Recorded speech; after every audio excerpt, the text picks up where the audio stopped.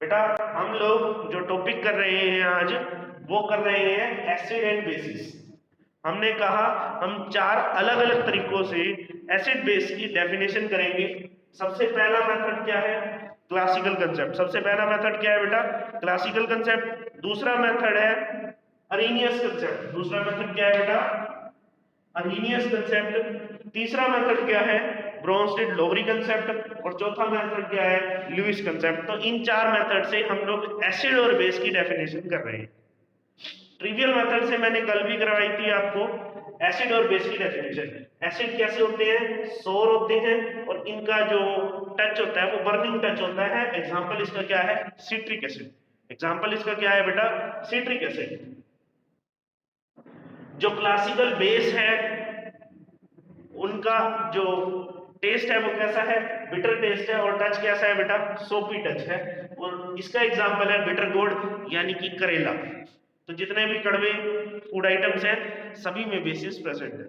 जितने भी कड़वे फूड आइटम्स हैं सभी में बेसिस प्रेजेंट है। और ऐसे फूड आइटम्स जो खट्टे होते हैं उनके अंदर क्या प्रेजेंट है बेटा? एसिड। नेक्स्ट हमने करना है अरेनियस कंसेप्ट।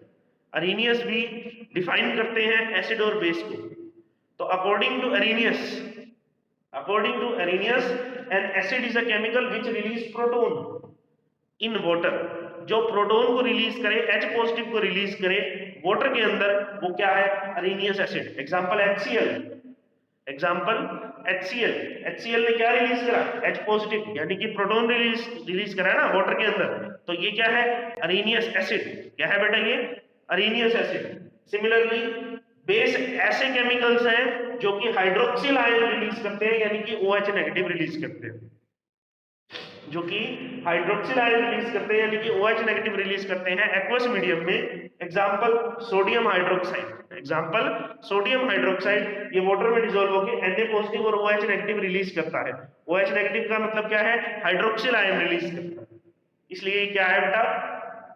इसलिए ये है अरेनियस बेस। तो दोबारा से एक बार समझो। क्लासिकल कंसेप्ट के अकॉर्डिंग तो टच और टेस्ट का काम है।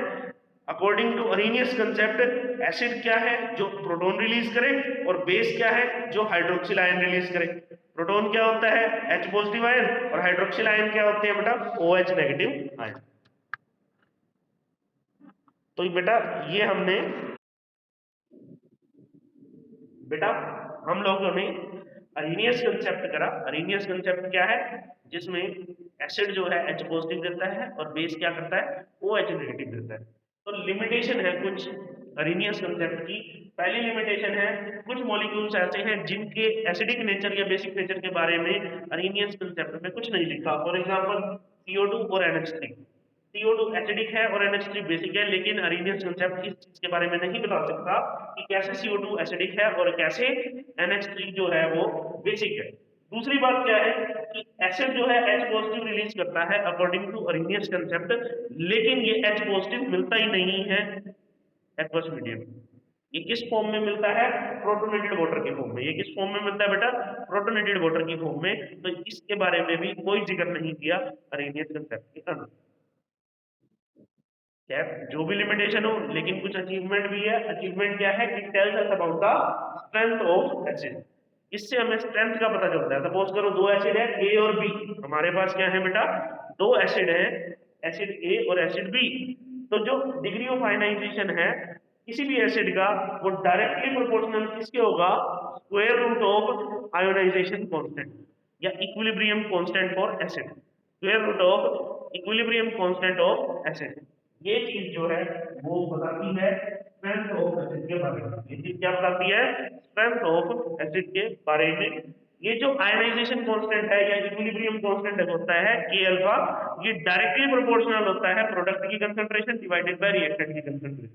हमने इक्विलिब्रियम कांस्टेंट की डेफिनेशन विद फॉर्मूला डिस्कस किया हुआ है, वो वाला ratio of product of molar concentration of product to that of reactant. ये वही है कि वही इक्विलिब्रियम कांस्टेंट है, बस वहां पर सिंपल आयंस के लिए था, यहाँ पर एसिड के लिए। One and the same thing. Alpha is directly proportional to square root of K alpha. Alpha is directly proportional to square root of K alpha.